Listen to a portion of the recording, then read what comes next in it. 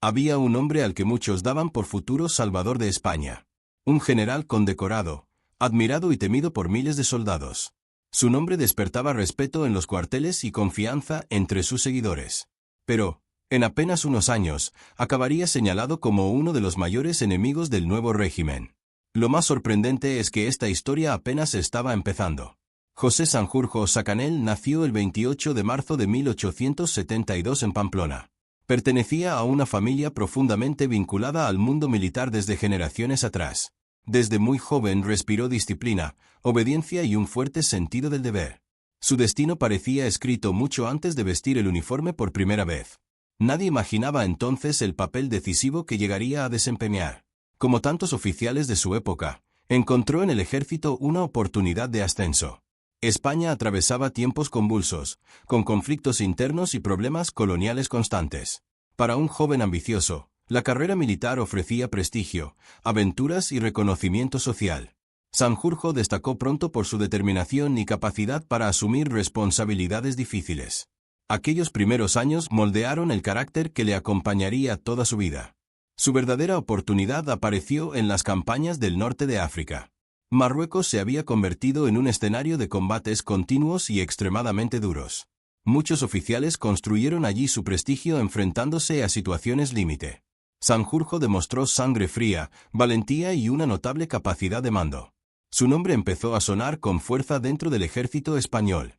Cada operación exitosa aumentaba su reputación entre superiores y subordinados.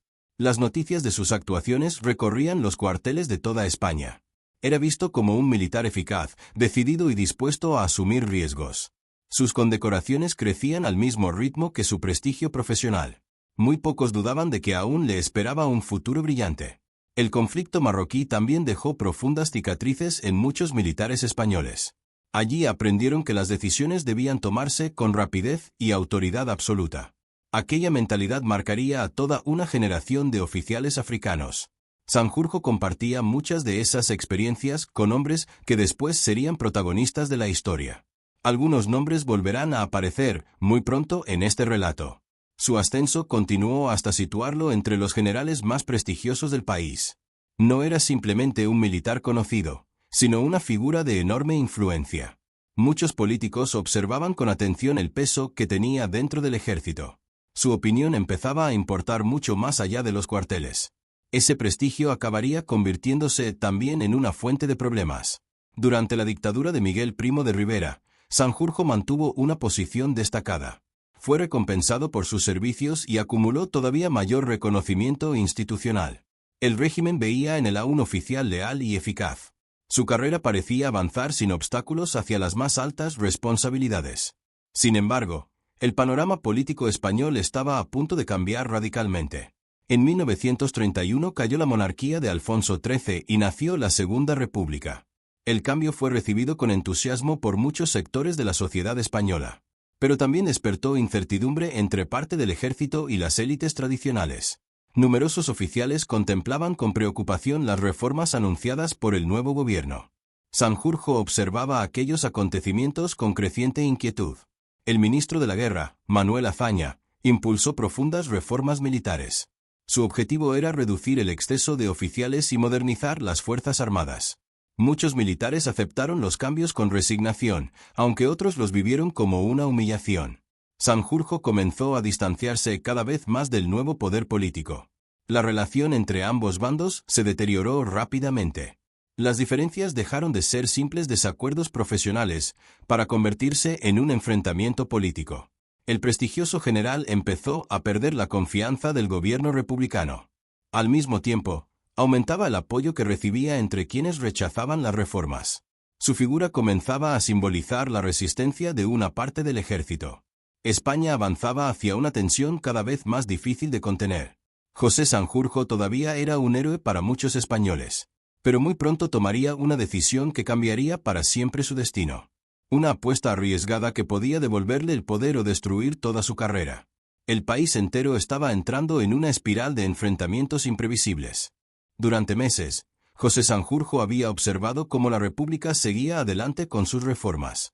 Cada nueva medida aumentaba el malestar entre numerosos oficiales del ejército. En los cuarteles se hablaba en voz baja de traición, honor y patriotismo. Muchos creían que España avanzaba hacia un camino sin retorno. Entonces, alguien decidió que había llegado el momento de actuar. Sanjurjo no era un militar cualquiera que soñara con una rebelión improvisada. Su prestigio seguía siendo enorme entre buena parte de la oficialidad española. Eso hacía pensar que, si él daba un paso al frente, muchos lo seguirían. El plan consistía en derribar al gobierno republicano mediante un golpe rápido. Sus promotores confiaban en que el éxito llegaría en apenas unas horas.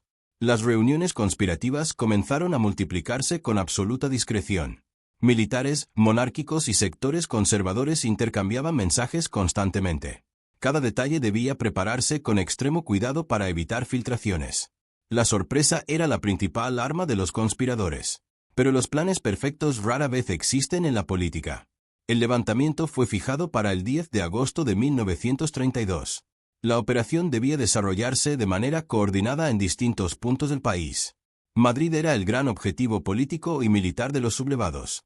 Sevilla, mientras tanto, desempeñaría un papel fundamental bajo el mando de Sanjurjo. Todo parecía preparado para una jornada decisiva. A primera hora comenzaron los movimientos previstos por los conspiradores.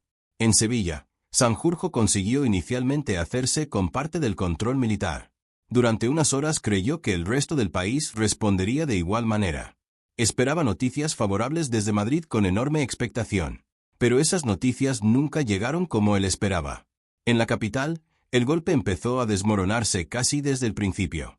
Las fuerzas comprometidas no actuaron con la coordinación prevista.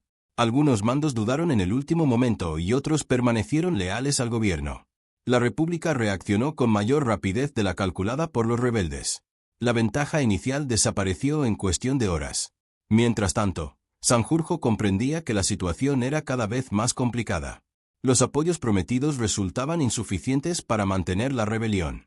Las comunicaciones confirmaban que el levantamiento estaba fracasando en distintos lugares. Lo que debía ser una demostración de fuerza empezaba a convertirse en una derrota. Cada minuto reducía aún más sus posibilidades de éxito. Convencido de que continuar solo provocaría más víctimas, tomó una decisión difícil. Abandonó Sevilla intentando dirigirse hacia la frontera portuguesa. Su intención era escapar antes de ser capturado por las autoridades republicanas. Sin embargo, el cerco sobre los principales responsables ya estaba organizado. Su huida terminó mucho antes de lo que había imaginado. La detención de Sanjurjo tuvo un enorme impacto político en toda España. El hombre considerado por muchos como un héroe militar aparecía ahora derrotado. La prensa convirtió el fracaso del golpe en noticia de primera página. Para el gobierno republicano era una victoria de enorme valor simbólico. El prestigioso general pasaba de salvador a acusado. Poco después comenzó un juicio seguido con enorme interés por la opinión pública. Las acusaciones eran extremadamente graves y podían costarle la vida. El tribunal lo declaró culpable de encabezar la sublevación militar. La sentencia inicial fue la pena de muerte, una decisión que parecía definitiva. Parecía que la carrera de José Sanjurjo había terminado para siempre. Sin embargo, ocurrió algo que muy pocos esperaban en aquel momento. La condena fue finalmente conmutada por cadena perpetua tras diversas presiones políticas. Tiempo después, el gobierno optó por concederle una amnistía que cambiaría nuevamente su destino.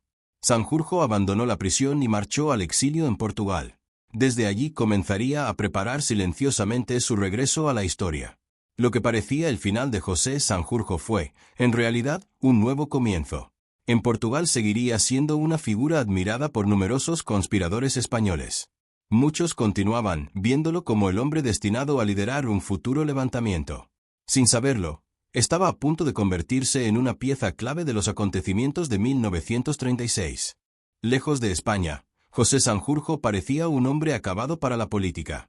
Había perdido el poder, el mando y la posibilidad de vestir nuevamente el uniforme. Muchos pensaban que jamás volvería a influir en el destino del país. Pero, mientras todos miraban hacia Madrid, las decisiones empezaban a tomarse en Portugal. Y su nombre volvía a pronunciarse con enorme respeto. Establecido en Estoril, Sanjurjo llevó una vida aparentemente tranquila. La localidad portuguesa acogía a numerosos exiliados españoles de distintas tendencias. Desde el exterior seguía con atención todo lo que ocurría en la República. Le llegaban cartas, visitas y mensajes, casi de manera constante. Su aislamiento era mucho menor de lo que parecía. Cada crisis política fortalecía la convicción de sus seguidores. Consideraban que la República caminaba hacia una situación cada vez más inestable. Las huelgas, los enfrentamientos callejeros y la polarización aumentaban la preocupación. Muchos militares empezaron a pensar que una nueva intervención sería inevitable. Y todos miraban hacia el general exiliado. Los contactos con otros conspiradores fueron intensificándose poco a poco. Emilio Mola emergía como el principal organizador de la futura sublevación. Francisco Franco mantenía una actitud mucho más prudente y calculadora. Mientras tanto, monárquicos y militares buscaban una figura capaz de unirlos. Sanjurjo parecía el candidato perfecto para ese papel. Su prestigio seguía siendo enorme entre numerosos oficiales veteranos. Había fracasado en 1932, pero pocos cuestionaban su experiencia militar. Muchos lo consideraban el general con mayor autoridad moral del ejército. Su nombre inspiraba confianza entre sectores muy distintos de la conspiración. Eso le otorgaba un peso decisivo en las conversaciones. Sin embargo, no todo era armonía entre los conspiradores. Existían profundas diferencias sobre el futuro político de España. Algunos deseaban restaurar cuanto antes la monarquía de Alfonso XIII. Otros preferían construir un nuevo régimen con características todavía indefinidas. La unidad escondía desacuerdos mucho más profundos de lo que parecía. Emilio Mola trabajaba sin descanso coordinando los preparativos del levantamiento. Desde Pamplona enviaba instrucciones cifradas a numerosos mandos militares. Cada región tenía asignadas funciones muy concretas dentro del plan. La organización exigía absoluto secreto para evitar otro fracaso como el de 1932. El margen de error era mínimo. Franco seguía observando la situación con enorme cautela. No quería comprometerse hasta comprobar que la operación tenía posibilidades reales. Su fama de oficial prudente contrastaba con el prestigio casi legendario de Sanjurjo. Aquella diferencia de carácter sería importante pocas semanas después. Aunque entonces nadie podía imaginar hasta qué punto. Finalmente, los conspiradores alcanzaron un acuerdo fundamental. Si el levantamiento triunfaba, José Sanjurjo asumiría el liderazgo inicial del movimiento. Su figura serviría para dar legitimidad y cohesión al nuevo poder. Mola dirigiría buena parte de la organización militar sobre el terreno. Franco tendría un papel destacado dentro de las operaciones. El estallido fue fijado para mediados de julio de 1936. Las órdenes comenzaron a circular entre los mandos comprometidos con la conspiración. Cada comandante conocía el momento exacto en que debía actuar. La tensión aumentaba con el paso de los días. España estaba a unas horas de cambiar para siempre. Desde Estoril, Sanjurjo esperaba el momento de regresar triunfalmente a su país. Confiaba en que el éxito del alzamiento le devolviera el protagonismo perdido. Ya imaginaba el viaje que lo llevaría nuevamente a territorio español. Ignoraba que aquel desplazamiento sería el más importante de toda su vida. Y también el último. Nadie podía prever que el hombre llamado a dirigir la sublevación jamás llegaría a pisar la España en guerra. Un pequeño avión, un exceso de confianza y una decisión aparentemente insignificante alterarían el curso de la historia. En cuestión de segundos cambiaría el destino de millones de personas.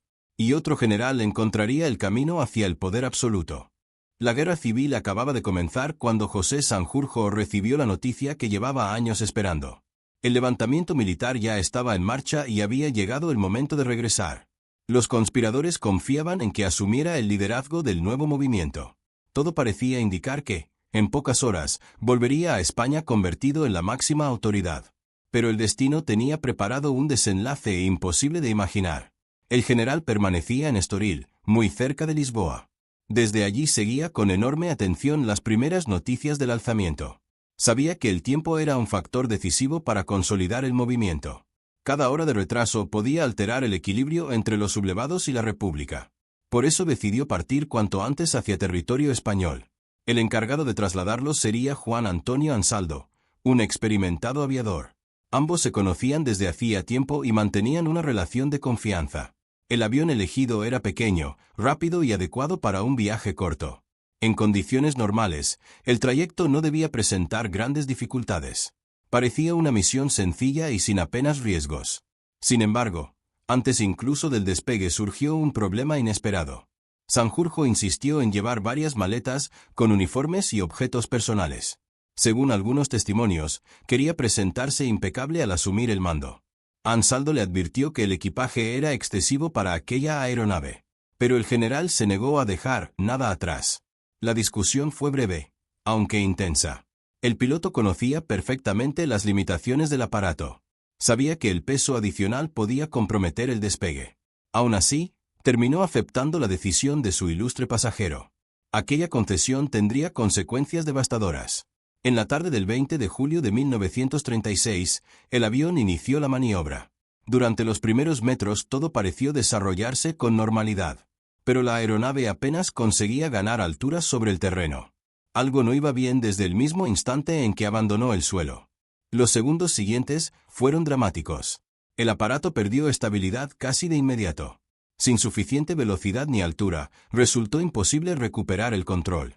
El avión terminó estrellándose pocos instantes después del despegue. El impacto fue extremadamente violento y provocó un incendio inmediato. Las esperanzas de los conspiradores se consumían entre las llamas. Juan Antonio Ansaldo consiguió sobrevivir al accidente con diversas heridas. José Sanjurjo, en cambio, murió prácticamente en el acto.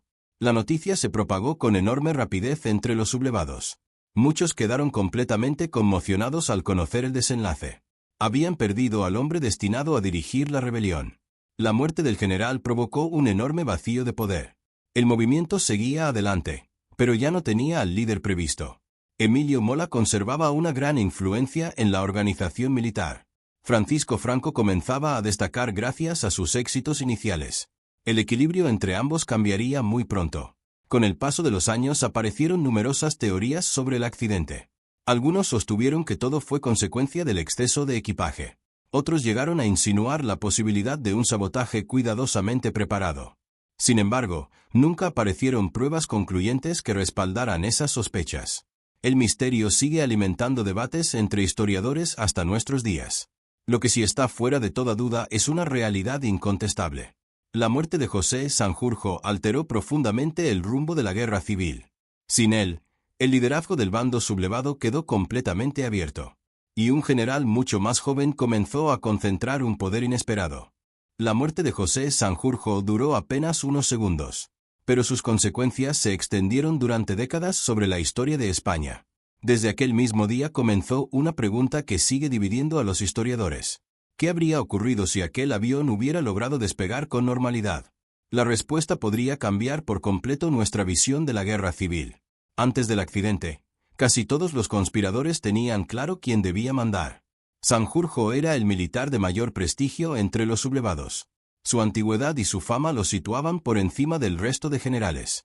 Incluso quienes no compartían todas sus ideas aceptaban su liderazgo. Era la figura llamada a unificar el movimiento desde el primer momento. Francisco Franco, por el contrario, todavía no ocupaba esa posición dominante. Había demostrado ser un excelente militar durante su carrera. También gozaba de un enorme respeto entre las tropas de África. Pero, en julio de 1936, seguía siendo uno más entre varios generales importantes. Nadie imaginaba aún el poder que acabaría acumulando. Emilio Mola desempeñaba un papel esencial dentro de la conspiración. Había organizado buena parte del levantamiento desde la sombra. Muchos lo consideraban el auténtico cerebro de la operación militar. Sin embargo, tampoco poseía el prestigio simbólico de José Sanjurjo. Su autoridad dependía más de la organización que del carisma. Los monárquicos confiaban especialmente en Sanjurjo. Pensaban que facilitaría una futura restauración de la corona.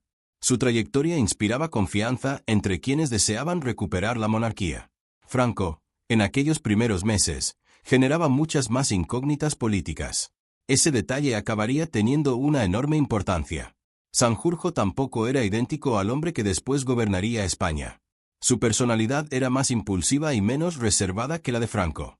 Le gustaba ejercer el mando de forma visible y directa. Tomaba decisiones con rapidez y proyectaba una imagen de autoridad clásica. Su estilo de liderazgo era muy diferente. Eso no significa que el futuro hubiera sido necesariamente mejor o peor. La historia no permite saber con certeza qué habría sucedido. Existen demasiadas variables imposibles de reconstruir con absoluta precisión. Cada decisión habría provocado nuevas consecuencias imprevisibles. Por eso los historiadores hablan siempre en términos de posibilidades. Lo que sí parece probable es que el reparto del poder habría cambiado. Franco difícilmente habría concentrado tanta autoridad desde el principio. La presencia de Sanjurjo habría limitado el protagonismo de otros generales. Las decisiones estratégicas quizá habrían seguido un camino distinto, pero nadie puede afirmarlo con absoluta seguridad. La propia duración del conflicto también genera numerosos debates. Algunos especialistas creen que apenas habría cambiado el desarrollo militar. Otros sostienen que la dirección política habría sido completamente distinta. Incluso existe discusión sobre el modelo de Estado que habría surgido después. Son preguntas abiertas que continúan alimentando investigaciones. Mientras tanto, Franco aprovechó el vacío dejado por Sanjurjo. Su liderazgo fue creciendo conforme avanzaban las operaciones militares. Poco a poco consiguió reunir bajo su autoridad a los principales mandos. En apenas unos meses ya era la figura central del bando sublevado. Aquel ascenso difícilmente puede entenderse sin el accidente de Estoril. A veces la historia cambia por una gran batalla. Otras veces basta un pequeño avión incapaz de levantar el vuelo. La desaparición de José Sanjurjo abrió una puerta que nadie esperaba encontrar. Y por esa puerta entró el hombre que gobernaría España durante casi 40 años. Pero aún queda una última pregunta. ¿Cómo terminó siendo recordado el general que pudo cambiarlo todo? José Sanjurjo nunca llegó a dirigir el bando sublevado. Nunca presidió un gobierno ni tomó las grandes decisiones de la guerra. Sin embargo, su ausencia terminó influyendo tanto como la presencia de otros líderes. Paradójicamente, el hombre destinado a mandar pasó a ser recordado por no haber llegado. Esa es una de las mayores ironías de la historia de España. Durante la Guerra Civil, su figura fue tratada con enorme respeto por los sublevados. Era considerado uno de los grandes impulsores del alzamiento militar. Muchos lo veían como el general que había sacrificado su vida por la causa. Su muerte fue utilizada como símbolo de unidad entre los insurgentes. Su nombre permanecía muy presente en los primeros años del conflicto. Con el paso del tiempo, Francisco Franco consolidó todo el poder. La figura del nuevo jefe del Estado fue ocupando cada vez más espacio. Otros protagonistas quedaron progresivamente en un segundo plano. Incluso hombres tan importantes como Mola o Sanjurjo perdieron protagonismo oficial. El régimen acabó girando casi exclusivamente alrededor de Franco. Aún así, Sanjurjo nunca desapareció completamente de la memoria franquista. Calles, monumentos y homenajes conservaron su recuerdo durante décadas. Era presentado como uno de los militares que habían preparado el alzamiento. Su prestigio seguía siendo reconocido dentro del relato oficial del régimen, pero siempre por detrás de la figura del caudillo. Con la llegada de la democracia, esa imagen volvió a cambiar. Los historiadores comenzaron a estudiar su trayectoria con mayor distancia crítica. Se analizaron tanto sus éxitos militares como su participación en las conspiraciones. Su figura dejó de contemplarse únicamente desde una perspectiva política. Aparecieron investigaciones mucho más completas y matizadas. Hoy continúa siendo un personaje profundamente controvertido. Para algunos representa a un militar brillante marcado por su tiempo. Para otros simboliza la ruptura del orden constitucional republicano. Ambas interpretaciones conviven dentro del debate histórico contemporáneo. Y probablemente seguirán haciéndolo durante muchos años. Los documentos conservados permiten reconstruir buena parte de su vida. También ayudan a desmontar algunos mitos difundidos con el paso del tiempo. Sin embargo, todavía existen episodios que generan interpretaciones diferentes, especialmente aquellos relacionados con la conspiración de 1936. La investigación histórica continúa aportando nuevos matices. Entre todas las preguntas, hay una que nunca desaparece. ¿Habría llegado Francisco Franco al poder si Sanjurjo hubiera sobrevivido? Es una cuestión imposible de responder con absoluta certeza. La historia no ofrece segundas oportunidades para comprobar hipótesis. Solo permite analizar las consecuencias de lo que realmente ocurrió. Lo que sí sabemos es que un accidente cambió el liderazgo del alzamiento. La muerte de Sanjurjo alteró el equilibrio entre los principales generales. A partir de ese momento, Franco encontró el espacio necesario para imponerse. Ese vacío de poder marcó el futuro de España durante generaciones. Pocas veces un solo acontecimiento ha tenido un impacto tan profundo. José Sanjurjo pasó de héroe de Marruecos a conspirador exiliado. De general admirado a protagonista de un golpe fallido. De futuro líder de los sublevados a víctima de un accidente inesperado. Su vida estuvo marcada por ascensos espectaculares y caídas igual de rápidas. Precisamente por eso sigue despertando tanto interés. Quizá nunca sepamos cómo habría sido España bajo su liderazgo. Lo único indiscutible es que su muerte modificó el rumbo de la guerra civil. A veces creemos que la historia la escriben los grandes discursos o las grandes victorias. Pero, en ocasiones, basta una decisión aparentemente insignificante para cambiar el destino de una nación. Y el vuelo que José Sanjurjo nunca consiguió completar es una de las pruebas más sorprendentes de ello. Gracias por acompañarme hasta el final de esta historia. Si te ha gustado este recorrido por la vida de José Sanjurjo, suscríbete al canal, deja tu opinión en los comentarios, especialmente si crees que su supervivencia habría cambiado el curso de la historia, y cuéntame desde qué ciudad o país nos estás viendo. Nos vemos en el próximo vídeo.